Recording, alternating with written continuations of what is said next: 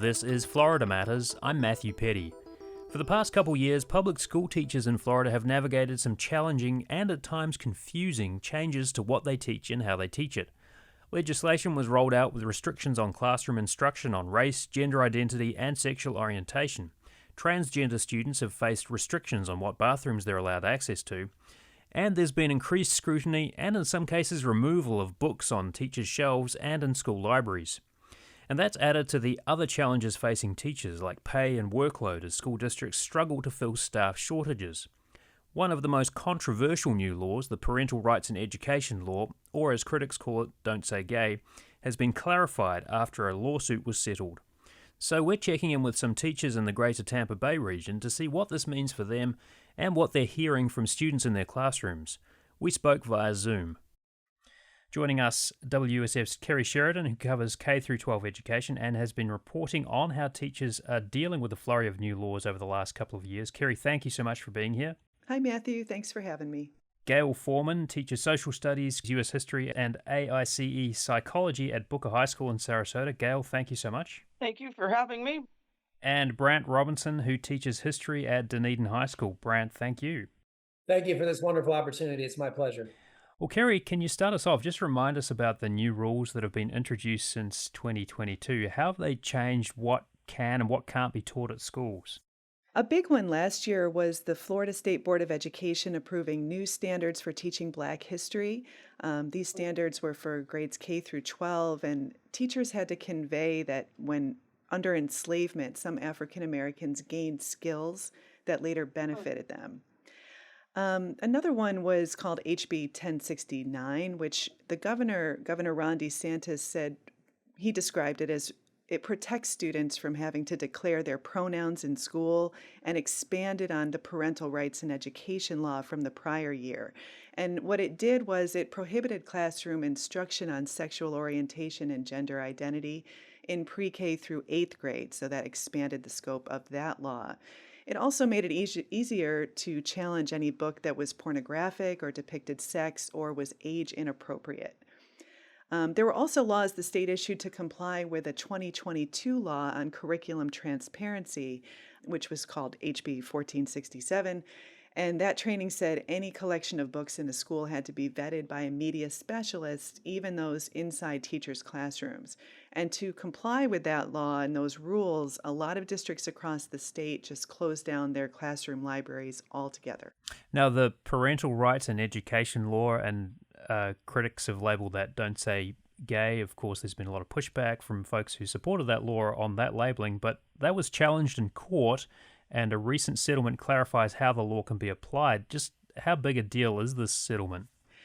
I think it's a big deal because one of the main issues with a lot of this legislation was the fact that the wording was so vague.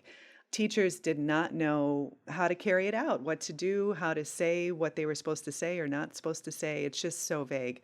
So now this settlement shows that teachers can respond to students who want to discuss their families, or if they have a gay identity that they want to describe or want to write about any LGBTQ topics, they can do that. Teachers can also make reference to LGBTQ plus people in literature or history. Debates can talk about this. Student-to-student speech and classroom debates can all mention these issues. And students can be protected by anti-bullying efforts if they're gay or lesbian, bisexual, transgender, all of those things. So it just kind of really clarifies a lot of the confusion around it. And I hope that it's made it feel safer in schools for a lot of these kids. Well, Gail, I think this is a time to bring you into this conversation. Now, the wording of that Parental Rights in Education law created, as Kerry was saying, quite a bit of frustration, confusion for teachers. I think you were one of the teachers she spoke to when that law was first rolled out. So how did that change the way you teach and what you can and can't say in class? Well, the first thing was that they came in and they took anything that remotely looked rainbow out of my room, told me I had to take it down. And I did comply, and my kids were like, wait, I thought this was our room, Miss Foreman. Why are they taking it down? So I had to explain to them what was going on, and I tried to be as politically correct as I possibly could. But my kids were smart, and they knew what was going on. The kids and I kind of muddled through it. we had to cover up our books. Our district policy was if it hadn't been vetted, the kids can't see them or read them. And being a history teacher and being the Gay Straight Alliance sponsor, that was kind of difficult for me because a lot of the kids would come and talk to me and, like it affected the kids because they didn't feel safe anymore. It made the kids question whether they should continue their education. So, have you had a chance to take a good look at the settlement? And I wonder what difference you think it'll make for you going forward and your students. Our district has not given us complete direction as to what to do. There's a beginning steps, so to speak. Books still have to be closed. I can't say anything, but the kids can. So if the kids want to talk about somebody in history being gay, or if the kids want to talk about a gay issue, kids can talk about all they want. I can't bring it up. If I hear information that is wrong, I usually clear my throat, and the kids know that means you need to check this. We're still, the other gay teachers in the building with me, we're still walking on eggshells because you can tell me one thing, but a principal can interpret it completely different, as a superintendent can completely interpret it differently. I think there's still some subjectivity to this. Expressions are used that perhaps may be multiply interpreted different ways. And why can't we just go back to being decent human beings to each other and just live and let live? I don't get it. I want to come back to the books because Gail, you've talked about what that looks like in your classroom, and Kerry, you've been talking to teachers about the impact of these new regulations and restrictions on books and book challenges. Let's hear from Melissa Hall, who teaches career tech at Lutz K through 8. I'm not sure for people who don't work in education if they understand what the logistics of that look like. We had to scan every book in our classroom. And by every book, I mean every book. So if I have a introduction to computer programming that's mine and it's on my shelf in the back, I have to scan that, even if no students are going to still use it. All right, so that's Melissa Hall. And let's hear also from Tracy Overdorf, who is a STEM and math middle school teacher at a public charter school in Hillsborough County. No one came to take the books out of my classroom. It was voluntary for me. I just locked them. They were behind a cabinet. So I just kind of put them, they weren't really gone. I just locked them up behind a cabinet so they weren't accessible. It was just, I knew that I hadn't had the time to just double check the list. And I know a lot of the list is about fiction books. It's about, novels and things. And I just, honestly, I didn't have time. As a teacher, you don't have time to go through to figure out, are my resource books, are my nonfiction, informational science books going to be allowed in this classroom because I'm too busy doing everything else. I'm grading, I'm doing duty, I'm doing tutoring. And Tracy went on to say, list off a long list of tasks that she has to deal with as a teacher in the course of her regular school day. So teachers are pretty busy. Kerry, I mean, what's the takeaway from what you've heard about the impact of these new rules and restrictions around books for teachers? Yeah, Matthew, I went back and spoke with a few teachers that you just heard, Tracy and Melissa, two of them that I interviewed a couple of years ago before all this happened. And I was really surprised to hear them say, maybe I shouldn't have been surprised because of course I knew about the law and I knew what was happening, but surprised to hear them say that even today, these classroom libraries are gone. They don't have them. They don't have collections of books available to students in the classroom. And these are, books that teachers collect over the years. They could be biology books, reference books, things that kids could look at when they're done with their assignment, just bolstering the classroom environment. Those are widely gone. And I don't think that was the intent of this law. Brant, if I could bring you into this conversation, what does your bookshelf look like now compared to a couple of years ago? I would first say that most of these laws were done as much to intimidate teachers as they were to pacify a base of supporters. Now, as far as the book situation, I think Carrie really alluded to it. These laws were deliberately vaguely written. And you see that depending on the demographics of the district you're in, the composition of your school board. Many school districts completely reacted very, very differently than Pinellas County. Duval County, they just went ahead and removed all the books. Thankfully, here in Pinellas County, we've taken a case by case approach, and all the books that have been challenged have all been returned to the shelves, which is ironic because there has always been a mechanism by which parents, guardians, and citizens can challenge books. That's always been the case. So, in some ways, we're returning to what was the norm before all this ever happened. What about the curriculum when it comes to teaching US history, which is your subject area, Brant? I mean, have you had to modify sort of what you've been teaching? I mean, have you had to sort of think more carefully about the kinds of things that you are putting in front of your students in the course of a class? Earlier this year in my African American history class, one semester course, I teach racial slavery. I teach plantation slavery, which began in the colonial period and continued for another 80 years in the US. Now, when I was done, I showed my students the standard. I put up the standard and I asked my students to talk about it because I've never once told my students what to think. And I would never do that. It's not my job as a teacher. And Gail's very proud of the fact that she doesn't have to do that in her classroom. It's not what we do as teachers. But I just put the standard up and I asked my kids, what do you think about this idea that somehow, enslaved human beings might have developed skills that could be beneficial? And I wish a lot of the adults out there listening could have been in my classroom. They've been so proud of my students because of course they wanted to know, well, who would put this standard in the first place, and I'm just being very partial about the law itself and the change in the curriculum standards. But I showed my students, and now that we're deep into the era of Jim Crow, and like today I taught about the Wilmington Race Massacre and Coup in 1898. Next week I'm going to teach about Rosewood and Ocoee, which are also, as Gail knows, those are state standards that teachers in US history, they have to teach. When I'm done with that, I'm going to put up the standard about how now I'm supposed to show that these acts of violence weren't just perpetrated by white Americans, but also by Blacks. I don't know what the motivation was for changing the wording of that standard, but I'm going to defer to my students and ask them to tell me what they think about that. So, Gail, what about yourself as a teacher of US history? How have the last 2 years played out for you? I'm very careful because of who I am, being a union rep and a loudmouth lesbian. It doesn't go well with a lot of people in my district. So what I do is I tell the kids, here's what's in the book. Here's what I want you to do. I want you to find something that argues against it. And if it's something that you find that I can't teach you, then maybe you want to consider being a teacher. Or maybe one of your peers in here would present your material and I let them do it. I think it's important for kids to be thinkers and not just sit there and here's the book. This is what the book says. Got it? Okay. EOC on, May, whatever. It's made my kids better students. It's made my kids angry enough that they're looking at the factors that are created for them to be so-called successful. I give them the standard every day or every week or every unit, whatever the case may be.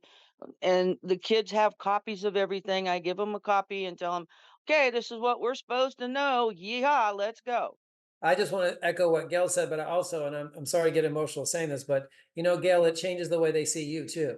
It changes the way they see teachers because what we're teaching kids is how to be deep critical thinkers who are also open-minded in the process, are learning, their brains aren't fully developed yet. They're learning empathy because they can actually talk to people and disagree, and they're doing all that before they're adults. And I mean, it's hard to measure the impact that will have on them for the rest of their lives. But if you've been teaching long enough, like Gail and I have, you go in every day knowing that. And that possibility is the thing that has made all of this so surreal. Because the idea that I would ever try to tell my students what to think, much less try to indoctrinate them. I mean, it's hard enough for me to get them to take out their materials and put their phones away every day. I mean, I don't think indoctrination would work anyway, because most of my students are just really righteous and very caring, open-minded, and the most tolerant generation of young people we've ever had. So it's always been so surreal for me to know that this is happening. What to me, this is really deeply revealed, to me at least, is just how grossly uninformed people are in general about public schools. But then again, we're here in Florida, which has been ground zero for, as I mentioned at the start, 2 decades of standardized testing.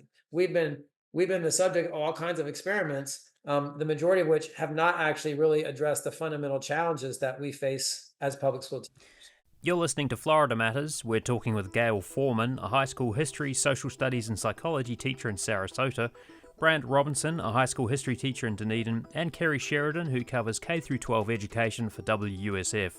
We'll talk more about how teachers are faring with Florida's education laws when we come back.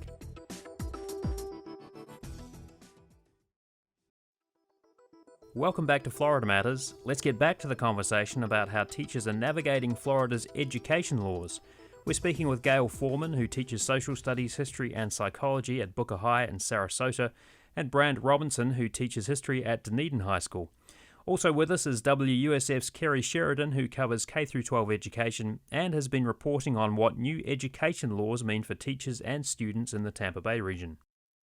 Kerry, I wanted to come back to something you mentioned a moment ago, sort of thinking about how these laws have rolled out. Does it seem to you in your reporting and sort of what you've observed that there have been some unintended consequences to the laws that we've seen regarding education in Florida? Oh, absolutely. I think that having to vet all the classroom library books, all the books, just see if they're in a system that just created this immense workload for teachers who are already overworked. And, as we discussed, it ended up taking away a lot of books from students. And I really don't think that's what was intended. But as Gail and Brant have pointed out, I just find it amazing that, and I really think it deserves to be highlighted, how teachers have been able to navigate this, and not only just navigate it, but bring the best out of their students in the midst of it. I have 2 middle school children myself, so I know how they feel about things. They come home and talk to me about it. As a parent, sometimes you can barely get the sentence out before they're telling you what they think, right? So it's really interesting to hear from the teacher's perspective as well that the students are very aware of what's happening. Now, I wanted to just hear a little bit from some of the other teachers you've been talking with, Kerry. Let's take a listen to STEM and math middle school teacher Tracy Overdorf. And here's Tracy talking about teacher shortages. There's a teacher shortage, and I have never felt it as much as I have felt it this year. Even when I did the short stint at the district school, I was replacing a teacher that left to another school. They were missing 2 science teachers. At the same school, they were missing an English teacher. My daughter at her high school in the district has had a long-term sub in English this entire year. And I don't know if the book ban and certain books is a reason teachers or people are not pursuing teaching English, but I know even specifically our school, which is one of, if not the top middle school in Hillsborough County, had trouble filling positions this year. You can't find teachers.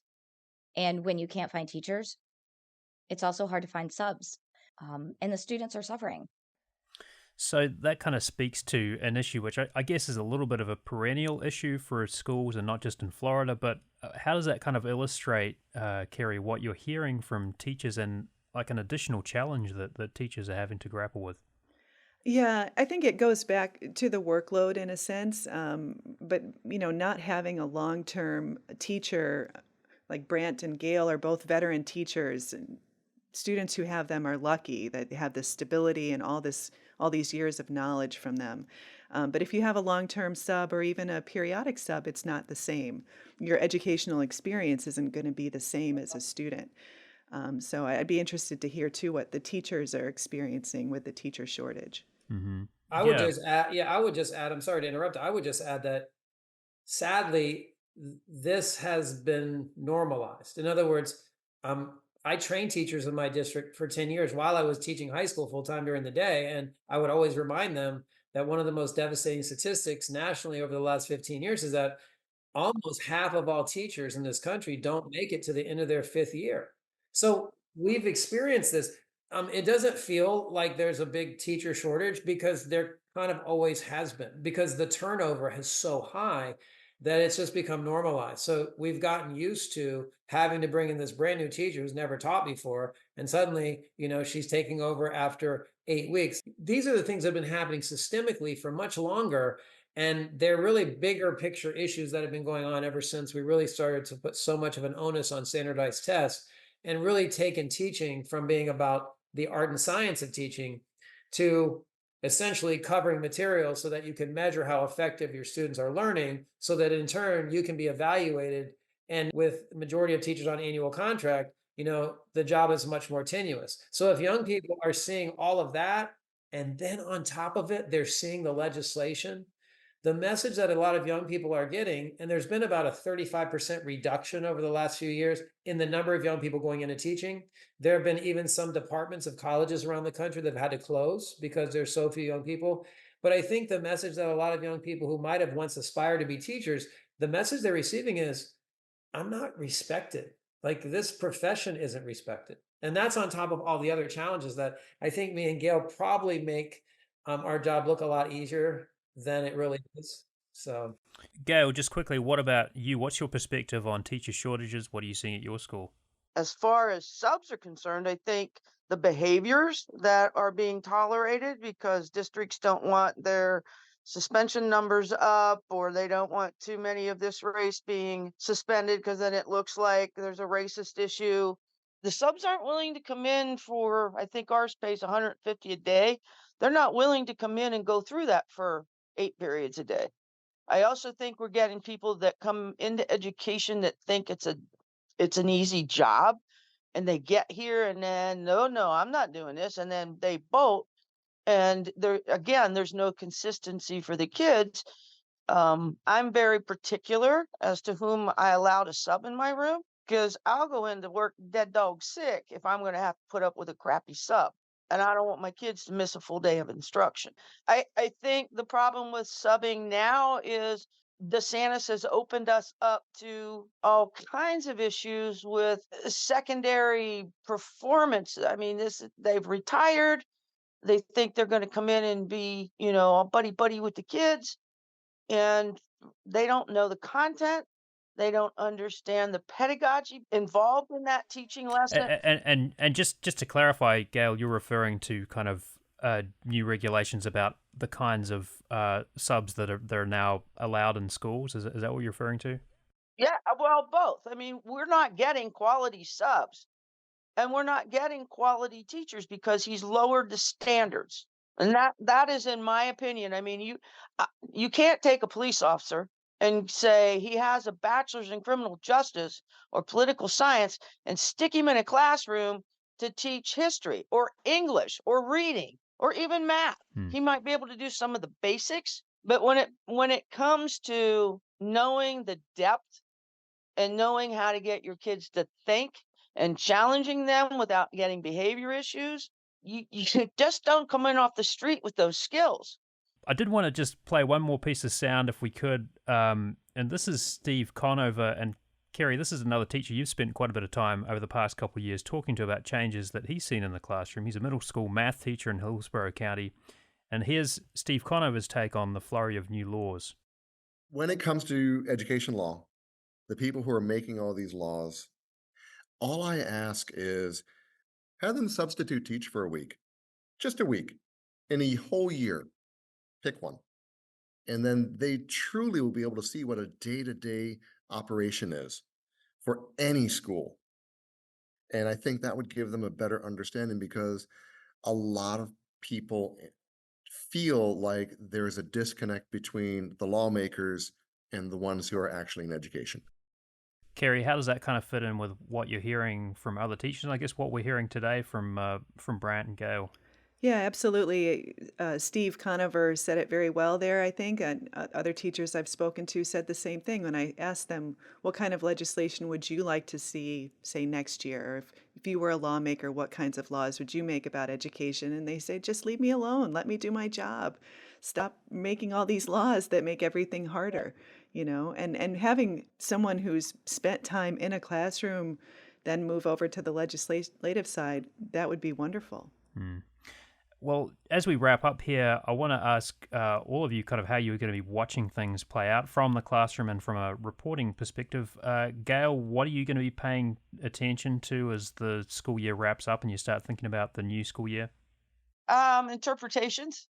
I'm concerned that if let's have a universal policy in every school. So with these new standards, I think there's too much deviation in our districts. And if we somehow got all of our districts together and parents truly understood what was going on and what has happened in the last 2 years, I think we might be able to change things instead of the politicians. Brant, how about you? What's on your mind? Really, to echo Gail's last sentiment, I'm thinking more the big picture, specifically with school board races, not just school board races in Pinellas County, but across the state and across the country. It's very promising is how poorly the results have been for the Moms for Liberty candidates over the last 6 months. And I think that's because, efforts of people like us. I just spoke at the school board meeting last night. There are people doing that now across the country. And in the process, we're educating more of the public about what's really happening. And so I'm very interested and I'm very engaged in the process of making sure, for example, that in my county, and Gail understands this because it's happened in Sarasota County, but by Moms for Liberty's own playbook, if they gain a majority on the school board, the very first thing they do, and they've done this in I think 5 or 6 counties in Florida already, they will fire the superintendent. We have 2 Moms for Liberty members on our board. There are 3 open seats for the August race, and all of them are candidates backed by Moms for Liberty who are in the race as well. And, like I said, should they gain a majority, the consequences could be devastating. So for me, I'm reaching out to more of our public, which is why I'm so grateful to be here with you, in hopes that, as more of our fellow citizens are listening, they understand that, this isn't a Democrat, Republican, independent thing. This is about public schools. And if you really believe that they are the foundation of our democracy, then you have to not only be concerned, but you have to be concerned enough to be engaged. Kerry, what are you going to be paying attention to in your reporting on education in the weeks and months ahead? Well, these were great points brought up. School board races, the political involvement, having, nonpartisan school boards not really being a thing anymore. I'm also interested in the rise in testing that's come about with the fast testing. It's actually 3 tests a year instead of 1. And broadly, the way I'm interested in the way that students are coming out of this, the students who are graduating high school. What are they going to do going forward in the years ahead? We've been speaking with WUSF's Kerry Sheridan, who covers K through 12 education. Kerry, thank you so much for your time and your reporting. Thanks for having me. Also with us, Brant Robinson, who teaches history at Dunedin High School. Brant, thank you so much. Thank you so much for the opportunity. It's my pleasure.